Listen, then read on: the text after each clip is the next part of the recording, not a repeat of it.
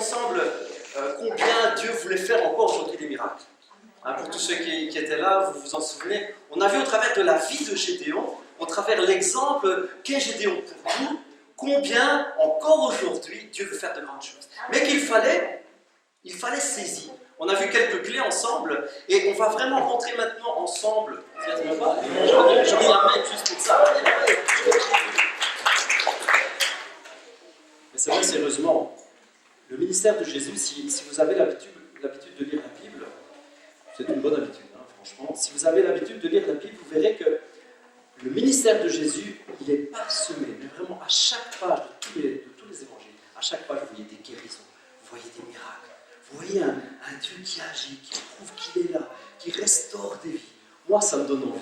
Je lis les évangiles et je dis « Waouh, Seigneur, c'est exceptionnel, c'est extraordinaire, quel bouquin merveilleux, quel livre extraordinaire, les évangiles. » Et on va rentrer ensemble vraiment dans une période où on va voir en détail les miracles de Jésus et les guérisons de Jésus. Mais ce n'est pas pour aujourd'hui, je suis désolé, aujourd'hui c'est juste l'intro. Je vous donne l'eau à la bouche, mais en fait je glisse tranquillement vite. Là. Revenez, vous serez bénis. On va juste faire l'introduction parce que je vous disais, j'ai 9 pages. 9 pages d'introduction. Et parce que ça commence très très vite. Ça commence tout de suite avec un texte, mais je vous assure, on va vraiment être court, mais tu peux afficher le premier diapo, la toute première. Le précédent. Juste, voilà. Vous avez le passage qui s'affiche tout au-dessus. Je suis désolé pour ceux qui ne voient pas bien, mais il y a une colonne, on a essayé de la battre, et puis on s'est dit que c'était une mauvaise idée. Alors on l'a laissé. Je vous l'assure, vous verrez le ciel ouvert, les anges de Dieu monter et descendre entre ciel et terre par l'intermédiaire du Fils de l'homme. Si vous ne vous situez pas tout à fait le passage, il y a le Seigneur Jésus qui est en train de recruter son équipe de pros et d'experts. Il est en train de former un petit groupe exceptionnel. Entre vous et moi, c'est des bras cassés, hein, c'est comme nous, ils sont capables de rien sans le Seigneur. Mais il est en train de monter une équipe avec lui et il leur dit quelque chose d'extraordinaire. Il leur dit, dans l'évangile de Jean, vous allez voir et vous allez vivre quelque chose d'extraordinaire. Avec moi, en ma compagnie, vous allez vivre quelque chose d'extraordinaire. Et en fait, le Seigneur est en train de parler alors qu'il y a un gars qui est arrivé, qui s'appelle Philippe. Je vous situe un petit peu le cadre. Hein. Le Philippe qui est arrivé et il croit, mais d'une manière religieuse. Il est habitué à la religion juive. Il est habitué et le Seigneur lui dit, tu vas voir, si tu crois, tu vas voir des choses extraordinaires. Ça n'a rien à voir avec la religion, mais c'est une question de puissance et de présence de Dieu. Et alors que le ministère du Seigneur Jésus commence à peine, alors qu'il regroupe bien des compagnons d'œuvre, il est en train de faire une équipe autour de lui, il dit ces choses extraordinaires, vous allez voir la gloire de Dieu. Ça donne envie. Ça, moi, je lis ça et ça me donne envie. Et vous savez quoi? C'est direct. Jésus vient de commencer son ministère, c'est direct. C'est pas 14 ans après de sanctification, de prière, de jeûne. C'est pas après des années de théologie, d'études et que le Seigneur... Non, il vient d'être baptisé. Il vient d'être revêtu de la puissance du Saint-Esprit. Il commence à peine, il recrute les premiers gars et il leur dit, on va vivre quelque chose d'extraordinaire. Si vous marchez avec moi, si vous me suivez, on va vivre le ciel. Alors c'est bien parce que tout à l'heure, mon frère Gaëtan, je ne le savais pas, nous a fait la fin de je décolle. Et bien vous savez quoi? Le ciel c'est maintenant. C'est pour vous, c'est pour moi, c'est pour nous tous. Alors dites à la personne qui est à votre droite, attache ta ceinture, on va décoller. Je l'avais noté, je suis obligé de le dire. Je suis désolé, toi tu as parlé de ceinture, d'avion, je suis désolé, je l'avais noté. Et c'est tout de suite. La Bible nous dit dans Jean que c'est le lendemain. Le lendemain, alors que le Seigneur commence à recruter des hommes pour travailler avec lui, le lendemain déjà il dit ces choses-là, et le lendemain il croise quelqu'un, et le lendemain, 2 jours après, et vous avez les noces de Cana, le premier miracle de Jésus. 2 jours. Quand on pense et quand on se dit, ouais, mais c'est pour les super top chrétiens.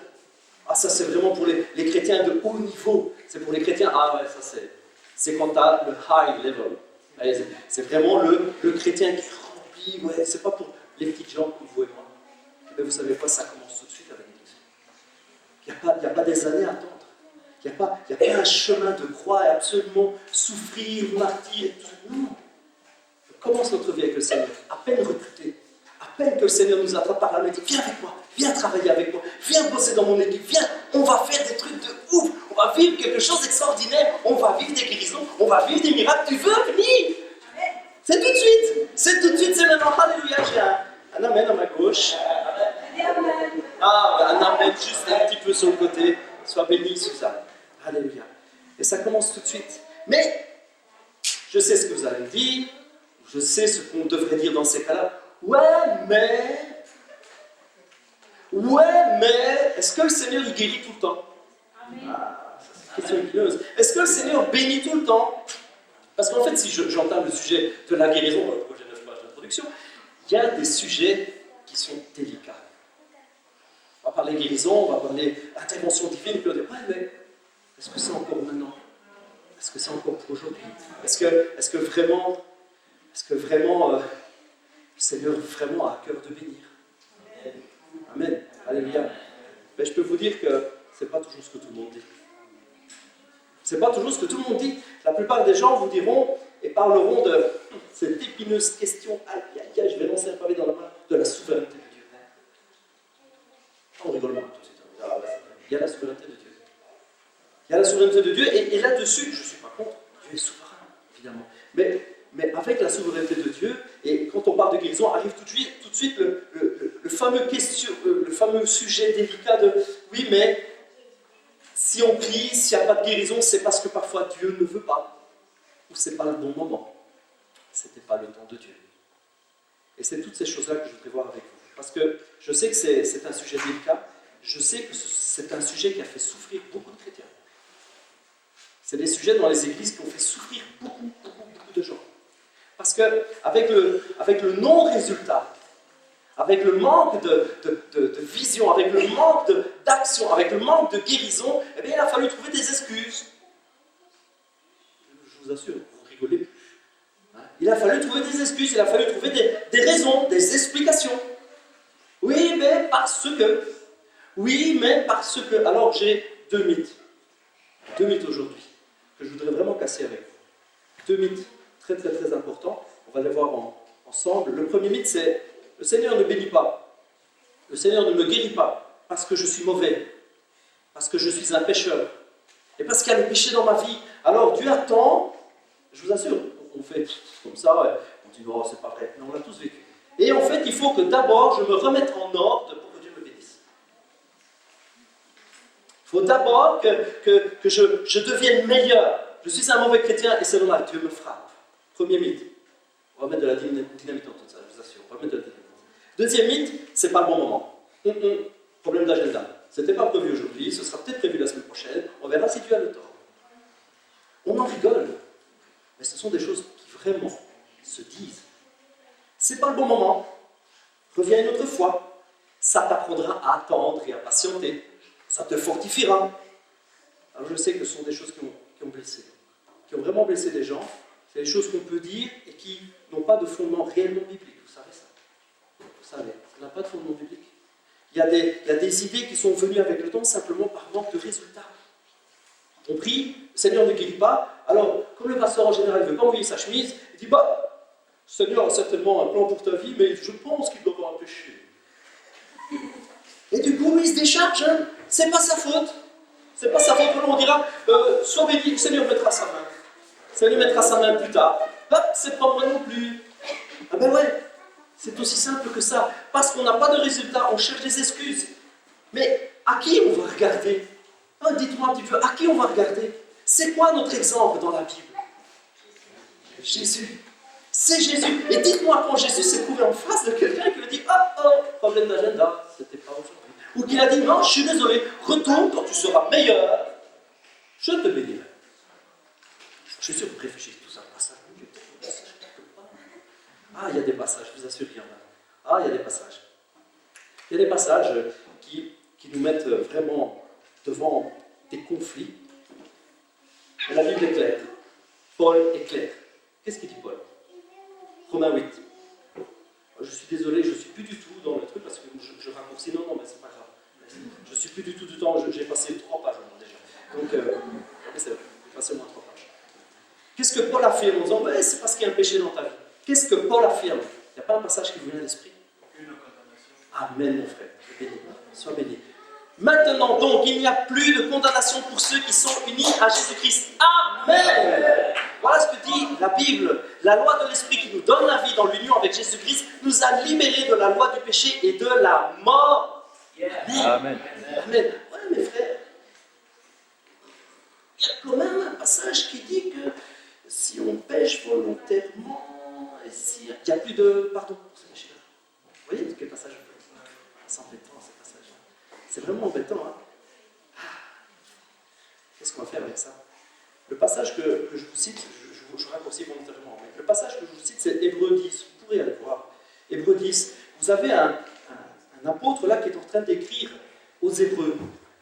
Des Juifs qui se sont convertis au christianisme, qui ont abandonné complètement la religion, qui sont venus à la foi. Waouh! Ils sont venus à la foi, ils ont connu des choses extraordinaires. Vous savez, les années passent. Et avec les années passent, souvent, les bonnes vieilles habitudes reviennent. Ah ouais, tout compte fait, la circoncision des enfants, c'était bien, non? C'était pas un truc fun. Bon. Mais tout compte fait, la loi telle, c'était quand même bien. Ça vient de Dieu, c'est la loi de Dieu. Et ces chrétiens qui étaient à Jésus, qui avaient laissé le judaïsme, étaient en train de se judaïser. Ils revenaient petit à petit à la religion précédente. Alors qu'ils avaient été libérés, ils revenaient. C'est le sujet de l'épître aux Hébreux. Il leur écrit, lui c'est quelqu'un de l'extérieur, il leur écrit et il leur dit: n'abandonnez pas votre sainte assemblée. Ce n'est pas l'église locale, c'est l'église du Dieu vivant. Il est en train de n'abandonnez pas pour retourner au judaïsme, les gars. Après la grâce qui vous a été faite, après avoir connu, après avoir reçu la joie, après avoir été béni, après avoir été libéré, comment vous pouvez retourner volontairement et pécher volontairement en retournant à la loi, en retournant à la religion? Mais comment vous pouvez faire ça? Les gars, si vous faites ça, vous vous privez de la grâce. Si après avoir connu, tu pêches volontairement, tu abandonnes la grâce. Tu dis non, tout compte fait, moi je trouvais ça vachement plus fun, le judaïsme.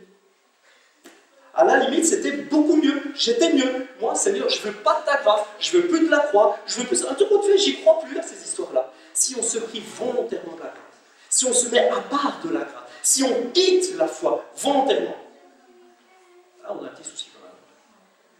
On a un petit souci parce que si je ferme volontairement la porte de mon cœur au Dieu vivant, il la forcera pas. Vous avez lu ça déjà comme moi. Dieu frappe à la porte du cœur. Et si moi volontairement je dis je ne veux plus de toi, plus de solution. Plus de solution. Et ce texte ne nous parle pas que si on fait une boulette, bam, guillotine, bam, le Seigneur nous tombe dessus, bam, pour nous achever. C'est pas ça que le passage nous dit. Il nous dit si on abandonne volontairement la grâce, et si on pêche, si on renie l'esprit de la grâce, blasphème pour le Saint-Esprit, si on outrage l'esprit de la grâce, il n'y a plus de solution à ça. Il n'y a plus de solution. Et là même, Dieu ne pourra pas forcer notre cœur. Mais c'est un passage qui ne nous parle pas du tout que si on fait une petite boulette et qu'on a menti, et on sait bien qu'on a menti, bam, fini, foutu. Plus de pardon pour ça. Nos péchés sont à la croix, alléluia. Ça ne veut pas dire qu'on doit faire tout et n'importe quoi, mais ça veut dire que notre salut est en Jésus-Christ, que nous sommes rachetés par sa grâce.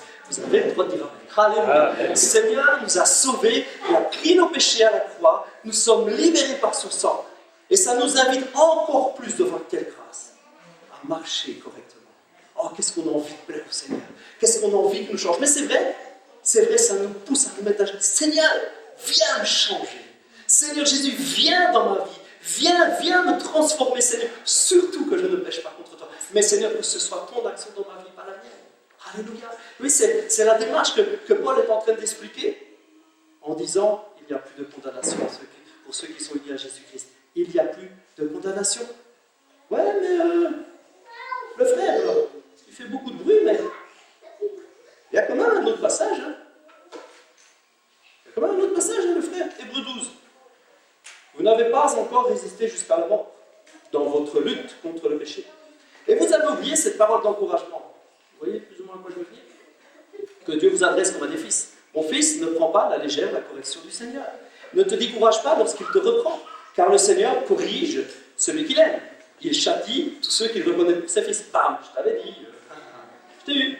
Non. Alors vous dites, ah ben si, le frère, ça dit que si eh bien, le Seigneur nous frappe, c'est pour notre bien, donc il nous frappe, et parfois la maladie est là, donc eh bien, le pasteur qui dit, ben, c'est que le Seigneur veut te parler, il y a un péché dans ta vie.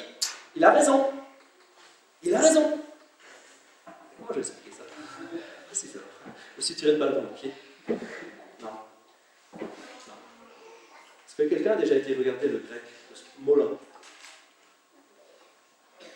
J'en ai presque pleuré, je vous assure. Ouais. Car le Seigneur corrige celui qu'il aime. Corrige. Aideo en grec. Exercer un enfant. Être instruit ou enseigné ou appris. Faire apprendre à quelqu'un. Punir par des mots qui forgent le caractère par la réprimande. Où est-il écrit que Dieu frappe et punit, rend malade quelqu'un parce qu'il a péché? La Bible est en train de dire, Paul est en train de dire, Dieu nous réprimande. Il nous gronde comme des enfants. Il nous gronde quand on ne fait pas bien. Alors on est là de travers, il dit, non, non, non, c'est pas ça que je veux pour toi. Je veux tellement le meilleur. Je veux tellement le bien. Le mot qui est là derrière, c'est instruire. C'est le même mot qu'on retrouve dans Actes 7, 22, où on dit Moïse fut instruit en Égypte. C'est le même mot. Ce n'est pas Moïse fut châtié. Ce n'est pas Moïse fut frappé. Moïse fut corrigé. Non, c'est Moïse fut instruit. C'est le même mot qu'on retrouve dans Actes 22, 3 en grec. Aideo. Paul fut instruit au pied de Gamaliel. C'est le même mot. C'est le même mot. Je ne suis pas en train d'inventer des histoires entre le gars il tourne le grec pour vous faire croire. Non, c'est le même mot. Le mot est utilisé pour dire qu'on est instruit, qu'on est dirigé, qu'on est réprimandé, qu'on est grondé, qu'on se fait tirer un peu l'oreille. Mais qui nous parle d'être frappé parce qu'on est pécheur et que Dieu dit eh bien non, c'est ta faute. T'avais qu'à faire attention. Bien fait. Comment on peut dire ça à un chrétien? Comment on peut imaginer prier pour quelqu'un qui dit mais si t'es pas guéri, c'est parce qu'il y a péché dans ta vie. Dieu te punit et ça t'apprendra. T'as qu'à faire gaffe, quoi. Hein? Comment on peut imaginer dire ça? Mais quand je vous dis que ça fait souffrir des gens, alors qu'on a un Dieu qui est derrière comme un père qui aime son enfant, qui aime son gamin, qui dit je veux autre chose pour toi. Je veux autre chose. Le chemin dans lequel tu marches, ça va te filer des misères. Mais moi, je veux que tu fasses autre chose. Si tu as besoin de moi, je suis là pour toi. Si tu cries, je répondrai. Si tu me demandes de te changer, je mettrai ma main. Ça, c'est mon Dieu. Ça, c'est mon Jésus. Oui, vous me direz, ouais, d'accord, mais c'est quand même le Seigneur. Ok, d'accord, j'accepte l'idée qu'on n'est pas malade, on n'est pas puni parce qu'on a péché. D'accord. Mais alors, quand même, Dieu veut nous faire apprendre quelque chose, non? Par la maladie. C'est ça. Je sais pas moi. Et pourquoi alors il y a des gens qui ne sont pas guéris? Et pourquoi alors que, bon, nos péchés sont à la croix, c'est pas de la faute au péché, alors pourquoi? Pourquoi quand on prie et qu'on demande à Dieu de guérir, pourquoi il n'y a pas de guérison? Le premier mythe vient d'exploser, le deuxième, c'est pour nous faire attendre, nous faire patienter, c'était pas le bon moment. Le Seigneur veut nous forger dans la patience.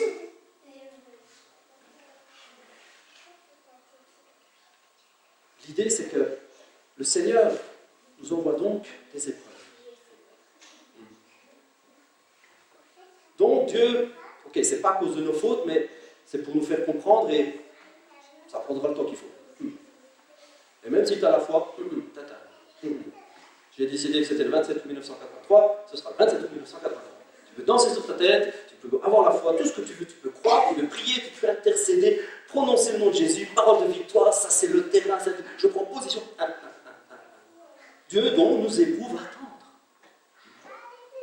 Apparemment. Mes frères, mes sœurs, quand vous passez par toutes sortes d'épreuves, considérez-vous comme heureux. Comme vous le savez, la mise à l'épreuve de votre foi produit l'endurance. Ah ben tu vois, je te l'avais dit. Il y a une suite. Mais il faut que votre endurance aille jusqu'au bout de ce qu'elle peut faire pour que vous parveniez à l'état d'adulte et soyez plein de force, des hommes, des femmes, auxquels il ne manque rien. C'est bien ce que je disais. On continue. Si l'un de vous manque de sagesse, qu'il la demande à Dieu, qui lui donnera, car il donne à tous généreusement et sans faire de reproches. Il faut cependant qu'il la demande avec foi, sans douter, car celui qui doute est semblable ou ressemble aux vagues de la mer agitées, un peu par-ci par-là, soulevé par le vent. Qu'un tel homme ne s'imagine pas obtenir quoi que ce soit du Seigneur. Ah oui. Donc en fait c'est pour me faire attendre, me faire comprendre. Et si j'ai la foi, alors parce que moi Seigneur tu dis ça, mais moi j'ai la foi. Je continue un petit peu. Que personne devant la tentation ne dise c'est Dieu qui me tente. Le frère, vraiment là, moi, je me suis pris une porte. Parce qu'on parle de tentation, on parle d'épreuve, ça n'a rien à voir. On est sûr qu'on a perdu Miguel. L'histoire, c'est que le mot tenter à cet endroit-là, dans le grec? C'est exactement le même que éprouver, disposer, examiner, mettre à l'épreuve. C'est exactement le même mot. Quand vous êtes dans le grec et que vous regardez les évangiles, à chaque fois qu'on dit qu'un homme a été dans l'épreuve, c'est le même mot. Tenter, éprouver, c'est exactement le même mot. C'est exactement le même mot. C'est un mot qui veut dire qu'on est mis devant notre foi pour éprouver le caractère et la constance de cette foi-là. Peirazo. Peirazo, tenter, éprouver, se disposer à s'examiner, mettre à l'épreuve, essayer si une chose peut être faite ou pas, éprouver dans le but de certifier ce que pense l'autre ou comment il se conduit, dans le but d'éprouver un caractère et la constance de la foi. En français, s'il vous plaît. Ça veut dire quoi? Jacques est en train de nous dire que Dieu ne nous éprouve pas. Oh, là, quand même, c'est fort. C'est fort, le frère. Attends, le frère. Là, tu vas un petit peu trop fort. Dieu ne nous éprouve pas. Dieu ne nous met pas devant notre foi. La Bible est en train de nous expliquer à cet endroit-là que Dieu ne nous met pas dans l'épreuve. Ce n'est pas lui qui nous met dans l'épreuve. L'épreuve est permise. Pas la même chose. Elle est permise, mais l'épreuve n'est pas de Dieu. Vous êtes sûr de ça, le frère? Je suis sûr de ça. Je suis sûr de ça. Le Seigneur ne tente personne et n'est lui-même tenté par personne. Que personne, devant la tentation, devant l'épreuve, ne dise c'est Dieu qui me tente ou qui m'éprouve. C'est le même mot. Car Dieu ne peut être tenté ou éprouvé par le mal, et il n'est lui-même tenté ou éprouvé par personne. Lorsque nous sommes tentés, éprouvés dans les épreuves, ce sont nos mauvais désirs, les mauvais désirs de notre chair, que nous portons en nous, qui nous poussent à. Oui, Jacques est en train d'expliquer que c'est quelque chose qui se fait en nous, c'est une bagarre qui se livre en nous, mais qui ne vient pas de Dieu, qui est permise par Dieu. Alors vous dites, d'accord, c'est du pareil humain. Non, ce n'est pas du pareil humain. Dieu ne désire pas la tentation pour nous. Il ne désire pas l'épreuve pour nous. Il ne la désire pas, mais il la laisse. Mais pourquoi alors? Pourquoi le Seigneur laisse-t-il l'épreuve? Et pourquoi pas de guérison? Et pourquoi pas de bénédiction? Alors on tourne en rond, le frère. On tourne en rond. Dis-nous ce que le Seigneur essaie de nous faire vivre à travers l'épreuve, quand il l'a dans notre vie. C'est quoi? Amen. C'est qui a dit ça? Sois béni. C'est la victoire. Et nous, on se focalise sur l'épreuve. Ouais, Seigneur, tu me frappes, c'est pas cool. Moi, je t'aime, j'essaie de faire des efforts, c'est pas cool. Et en plus, ça fait mal. En plus, je suis malade et ça fait longtemps. Et nous, on tourne en rond sur l'épreuve. Alors que Dieu, lui, c'est la victoire qu'il voit. Amen. Le Seigneur, c'est pas l'épreuve qu'il nous envoie. Il laisse filer l'épreuve. Il la laisse filer. Parce qu'il voit déjà la victoire qu'il veut nous accorder. Ce qui compte, c'est la victoire que Dieu veut nous donner. Ce qui compte dans la maladie, ce n'est pas la maladie qui va nous apprendre. Non, c'est la guérison qui est au bout. C'est l'action du Dieu vivant qui est au bout. Amen. Moi, je redis Amen. Moi, je redis Amen. Alléluia. On a un petit copain pour ça. C'est David. On a un ami dans la Bible. David. Vous avez entendu parler de ce petit gaillard-là? Et c'est un petit gaillard, mais il a mis par terre un grand géant quand même. La rapide qui lui a mis, c'est tatata. Est-ce que je te pète les gens? Il est là. Amen. Que nous dit la Bible de notre copain David? Que nous dit la Bible? La Bible nous dit que c'était un homme selon le cœur de Dieu. Ça, c'est déjà un bon point. Vous avouerez que c'est quelque chose d'extraordinaire. C'est un homme selon le cœur de Dieu. Ça ne fait pas de lui un parfait, ça ne fait pas de lui un saint, ça fait juste quelqu'un qui...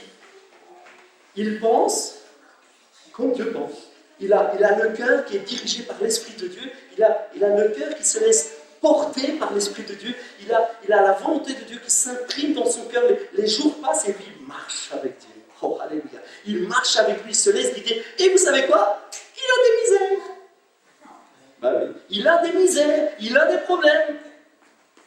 C'est pourquoi? C'est pour que Dieu lui apprenne quoi? Pour que Dieu lui apprenne la victoire.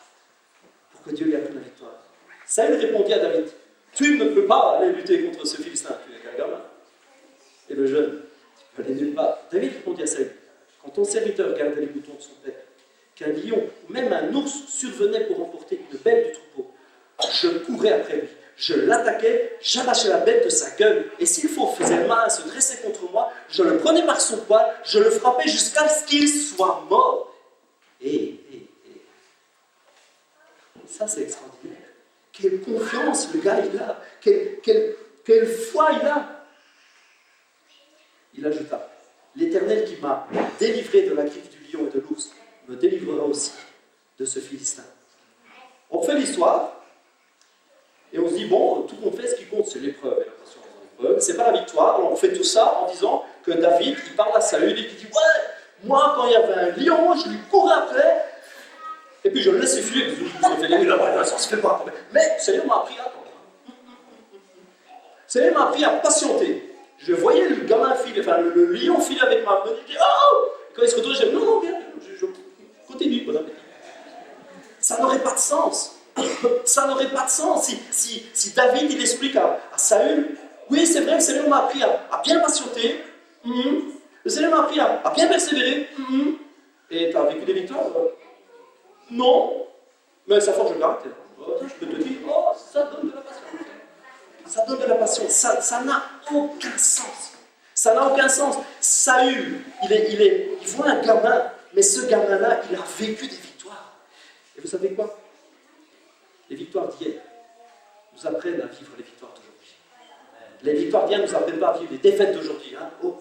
Les victoires d'hier, les petites victoires, les victoires que Dieu amène, le fait qu'il nous amène dans la victoire, qu'il nous amène dans la bénédiction, le fait qu'il nous amène dans la délivrance, alors que le Seigneur a laissé filer l'épreuve en disant, mais tu vois pas, je vais le bénir, je vais être avec lui, je vais le soutenir, je vais le fortifier, et il va sortir vainqueur, il va sortir fortifié, parce que moi je suis là pour l'aider, alors que le Seigneur laisse filer les épreuves, mais qu'il bénit. David, à chaque fois, il est plus fort, hein. À chaque fois, il dit, ah, prochaine fois, même si l'autre il est plus gros, c'est à qui il a fait, hein. Il a trouvé son maître. Le petit David là, il a confiance dans l'Éternel parce que le Seigneur le délivre. Et nous découvrons cette vérité mais, qui est exceptionnelle, cette vérité qui est extraordinaire. Dieu veut toujours bénir. Amen. Alléluia, Dieu veut toujours bénir, il veut toujours, est-ce que j'ose le dire, il veut toujours guérir. Amen. Est-ce que Dieu guérit toujours? Ben non. Dieu ne guérit pas toujours. Mince, alors qu'il nous avait remonté le moral, frère. Mince. La volonté de Dieu, c'est de toujours guérir. La volonté de Dieu, c'est de toujours bénir. C'est de toujours mettre sa main. Et le Seigneur attend quelque chose de notre part. Le Seigneur attend quelque chose de notre part. Je ne fais pas partie de ces pasteurs, vous savez, on est toute une équipe pastorale. On ne fait pas partie de ces pasteurs qui disent obéissance, sévérité, rigueur, sainteté. Mais on fait partie de ces hommes qui recherchent, et de ces femmes qui recherchent la vie vraiment, la vie de Dieu. Et cette vie-là, vous savez, elle s'obtient en usant ses joues, en se mettant dans la présence de Dieu, pas parce qu'on est meilleur, pas parce qu'on a fait notre quota de bonnes actions, que ouais, Seigneur, t'as vu, j'ai rempli mes 90 points, donc je peux prétendre à une bénédiction. Non. On ne fait pas partie de ces pasteurs qui vont prêcher que si tu veux la bénédiction, il faut être bien bon petit soldat obéissant. On fait partie de ces pasteurs qui diront, de cette équipe pastorale qui dira, si tu veux des victoires, la volonté de Dieu, c'est de toujours te la donner. Ça, j'en suis sûr et certain. Mais ce que le Seigneur veut, c'est que tu prennes des positions. Et ça n'a rien à voir avec l'obéissance, vous savez. La position, ça se travaille là-dedans. C'est dans le cœur. La position, c'est quelqu'un qui va... On va dire, ça c'est ma difficulté. Tu l'as? Ça, c'est ma difficulté.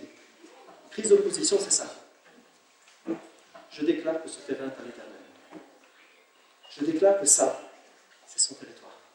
Ici, c'est Jésus qui règne. Et je tiens. Je ne vois pas la bénédiction tout de suite, c'est pas grave, je tiens. Ça, c'est le terrain de l'Éternel. Mon cœur est à lui. Ma difficulté, ils sont au cœur. Je tiens.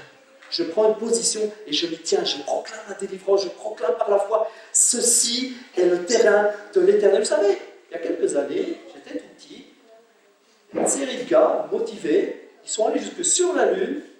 Drôle d'idée. Ils sont allés, et vous savez, ils ont juste planté un drapeau. USA. Et ils ont planté le drapeau, ils ont dit ça, maintenant c'est un territoire. C'est le nôtre. C'est ça. On va chercher quelque chose. On plante le drapeau, l'étendard, Jésus, plante la claque. Et ça maintenant, c'est à lui. personne qui viendra, il n'y a personne qui mettra le pied. C'est ça la foi, c'est ça prendre des positions pour Dieu. Et pourquoi alors attendre? Pourquoi la bénédiction ne vient-elle pas tout de suite? Garde ta position, garde-la ferme. Ce qui est sûr, c'est que Dieu veut toujours bénir. Ce qui est sûr, et ça c'est biblique, Dieu veut toujours poser sa main. Je suis persuadé. Vous avez dit que je fais rapide.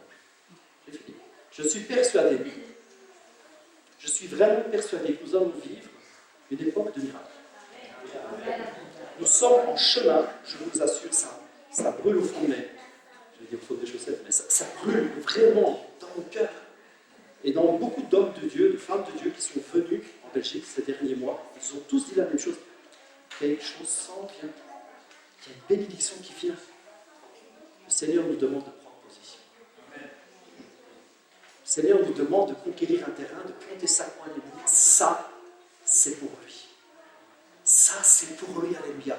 Il y a une bénédiction qui s'en vient. Je suis persuadé à 378%, ne demandez pas pourquoi 78, mais je ne sais pas. Je suis persuadé que nous rentrons dans une période, dans une époque de guérison extraordinaire. Où le Seigneur va visiter.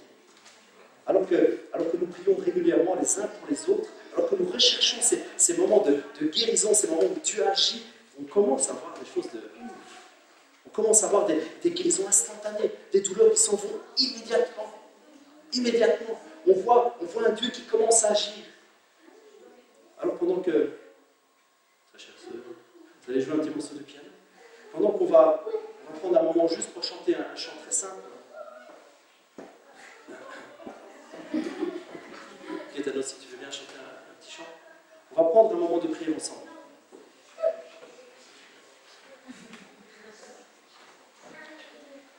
On va prendre un moment de prière ensemble. Parce que vous savez, le ciel c'est maintenant. Et c'est pour toi. La guérison c'est maintenant, c'est pour toi. Le temps de victoire, le temps de délivrance, c'est maintenant, c'est pour toi. On va prendre un moment de prière ensemble. Et si quelqu'un veut qu'on prie, bien qu'il s'avance, on va prier ensemble. On va invoquer le nom du Seigneur Jésus. On va prendre position. On va dire ce terrain-là, ce cœur-là, Seigneur, il est à toi. Je vais demander à